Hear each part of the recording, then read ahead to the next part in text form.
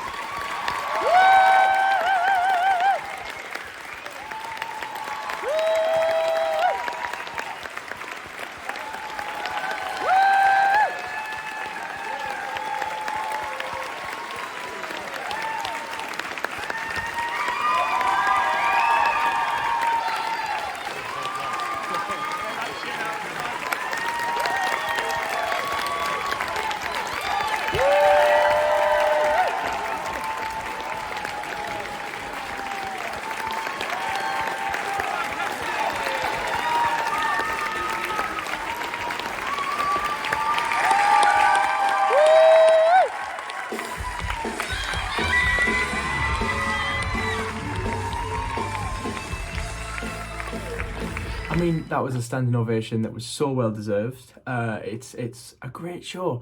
I'm gutted that it closed, but I'm glad that I caught it before it did close because I'd have been even more gutted if I didn't catch it.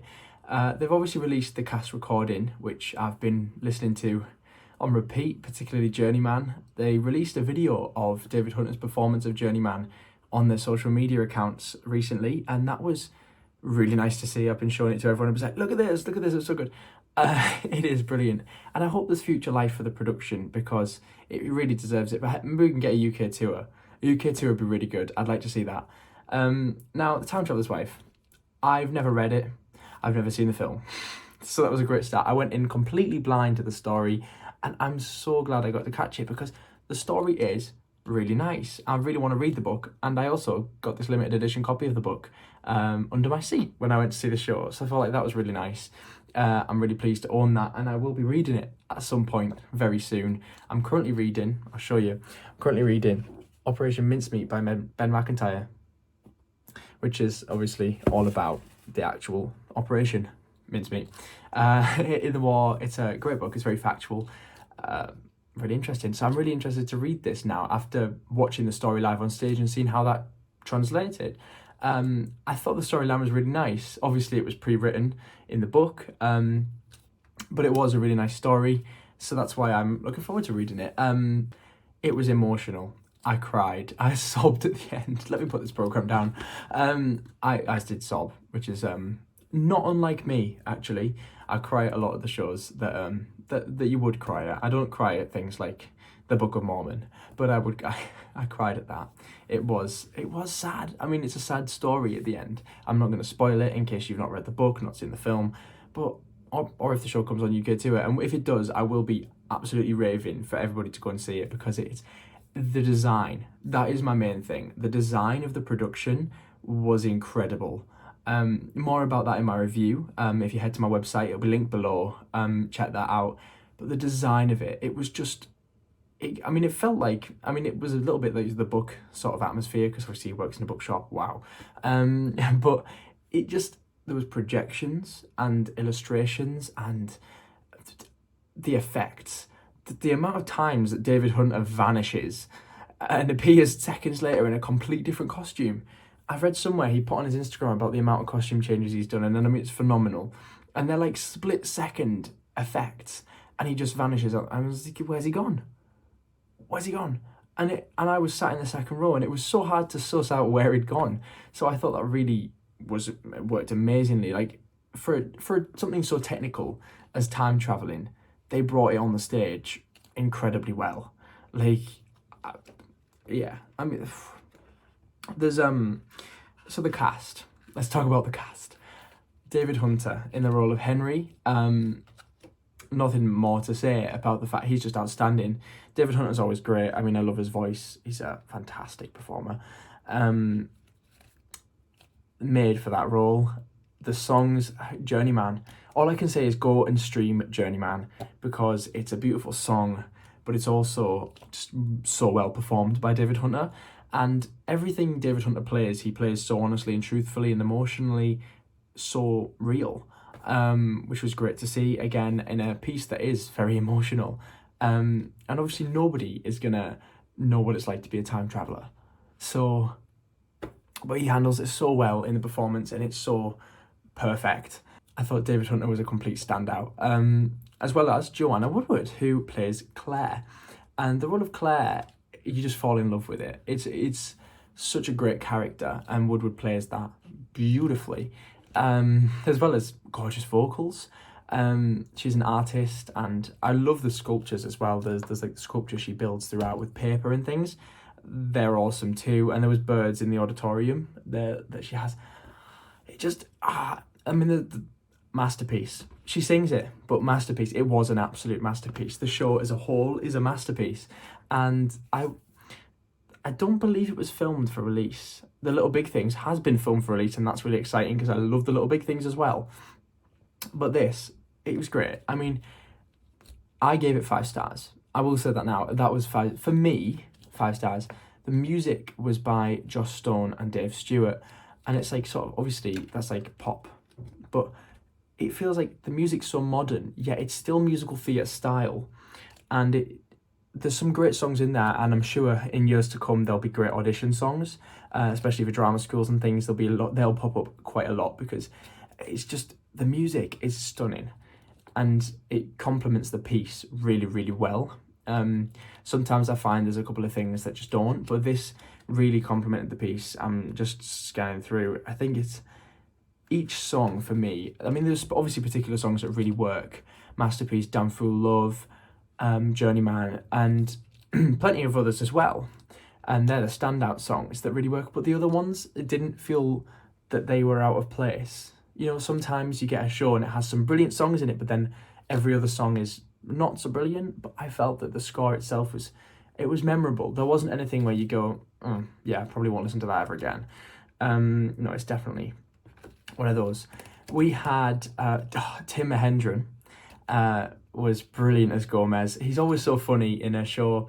And also Heber El Sheikh, who I've interviewed here on Backstage Bants. Was great to see Heber performing.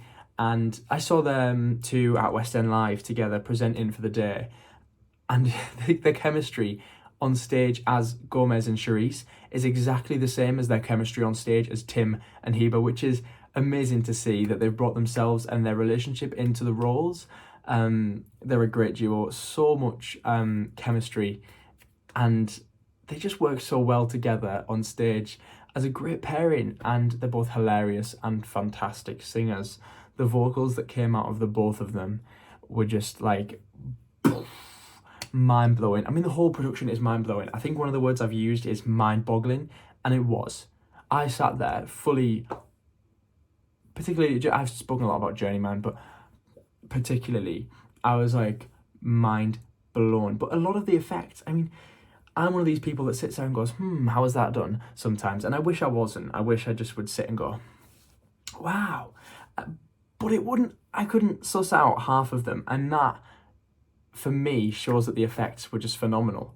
Because if I couldn't suss it out myself, which I'm not saying I'm a genius in sussing out magic and effects within musical theatre or theatre as a whole, but I feel like, you know, there's some things and you go, oh, well, that's how they've done it. Very clever. I appreciate that as the art that it is. But I couldn't even figure this out. And this is amazing. Like, to be able to see it in front of you and not know what's happened. So then you can only put it down to magic. Obviously not, but you know what I mean. Fantastic. It is such a beautifully designed show, and I wish it had a longer life. I mean, it has been here since October.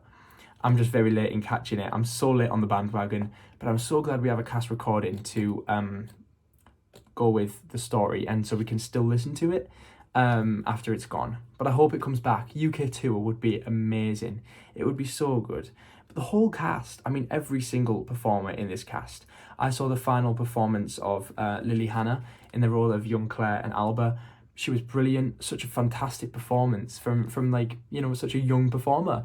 And it gets so emotional to the end, and yet everything was played so honestly by her, by the other performers, Joanna, David, just amazing performances from everybody in the cast. And it's so good when you see such a tight, strong bond in a cast, and you could see it there. It's such a show full of heart. And I think with it being in a new musical, the creation of that, everyone's part of it, and they've all got that stuck in their heart, and they're all proud to be a part of the show that is there. And I think that really shows off in The Time Traveller's Wife. And again, I really hope there's future life for this production, because it was a fantastic show. I saw it Wednesday the 21st of Feb this year, 2024. And if it was there still, I'd be going back. But unfortunately, I'm not. And it closed Saturday the 24th. I'm just looking down at the calendar. And I wish all the cast and crew on the show the absolute best, because it was fantastic. And fingers crossed for future life on The Time Traveller's Wife. I couldn't recommend it enough. If you've read the books, if you haven't read the books, if you're just a fan of a nice hearty piece of musical theatre, it's a bit sci-fi, it's a bit romance, it's a bit comedy, it's a bit of a lot of different genres in one. And I think that's really special about The Time Traveller's Wife. But I think that's all I have to say on this one. I just could go on forever raving about it, but I'll leave it there. We'll pause there. We'll stop there for that one. But this is the first in a hopefully long line of video reviews, and I wanted to keep this one short just to see how it goes. But if you've enjoyed it, please do leave a like, leave a comment, subscribe. It means the world to see the building up. Follow me on the socials. I'm getting more active now on X. It's not Twitter anymore. Nearly said Twitter. Threads. I've just started with Threads because I didn't really understand it. But it's starting. And Instagram, of course, and Facebook. Robbie's Backstage Bants. You'll find me. I'll be there. And I post quite frequently a lot of musical theatre and theatre plays, content. I'm hoping to start up a couple of new series this year, so I hope you can be here for part of that. I hope you've enjoyed this video, and I'll see you in the next one. Don't forget to like, comment and subscribe. Bye!